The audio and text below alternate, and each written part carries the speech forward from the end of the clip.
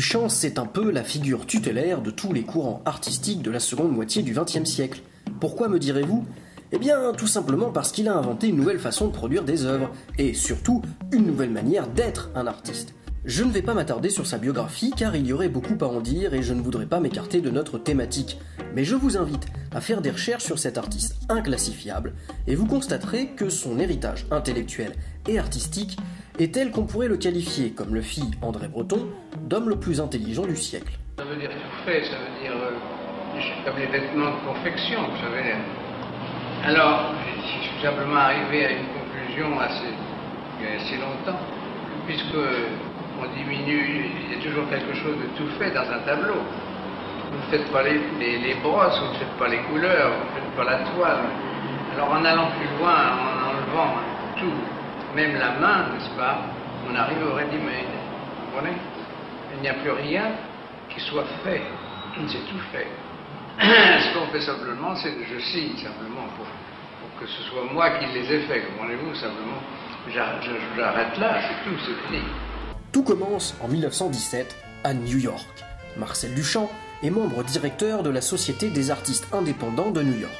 Le but de cette société était de permettre à n'importe quel artiste d'exposer librement, sans sélection, ni jury, ni récompense. C'est alors que Marcel, brin provocateur, décide de tester l'ouverture d'esprit de ses compagnons et de la Société des artistes indépendants. Il envoie donc un urinoir en porcelaine, retourné et signé du pseudonyme de Hermut en guise de sculpture pour être exposé. Et comme il s'y attendait, ça ne passe pas. Contrairement à leurs engagements, les membres de la Société des artistes indépendants se réunissent la veille de l'exposition et décident de ne pas exposer la sculpture de Richard Muth, estimant, je cite, que sa place n'est pas dans une exposition d'art et que ce n'est pas une œuvre d'art, selon quelque définition que ce soit. La plaisanterie de Marcel ne fait pas sourire tout le monde. L'urinoir est ainsi jugé immoral et vulgaire. Ses détracteurs ne lui reconnaissent pas le statut d'œuvre, et tout juste celui de pièce commerciale ressortissant à l'art du plombier. Apprenant ce refus, Duchamp démissionne aussitôt du comité directeur de la Société des artistes. L'œuvre restera dissimulée derrière une cloison toute la durée de l'exposition, ignorée des spectateurs. Fountaine va ensuite disparaître, et la seule trace qui nous est parvenue de l'œuvre originale sera une photographie prise par Alfred Stieglitz. Plus tard, Duchamp réalisera des copies, et ce sont elles qu'on peut voir aujourd'hui dans certains musées d'art moderne. L'œuvre n'étant plus un artefact fabriqué de la main de l'artiste, mais un objet manufacturé, la distinction entre œuvre et objet est impossible, à moins que ce soit le contexte d'un objet qui le transforme en œuvre.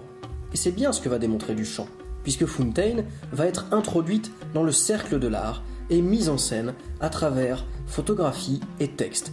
C'est donc bien la fiction construite autour de cet objet, son introduction dans un milieu consacré à l'art, ainsi que son mode de présentation, socle, titre, signature, qui lui confère finalement le statut d'œuvre.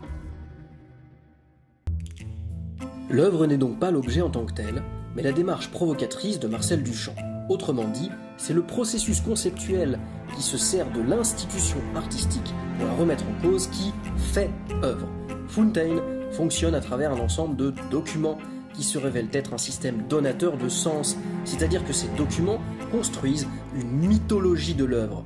Par les documents, on fabrique une conception d'ensemble, reliant chaque document aux autres et gravitant autour de la figure de l'urinoir, autant que celle de l'artiste.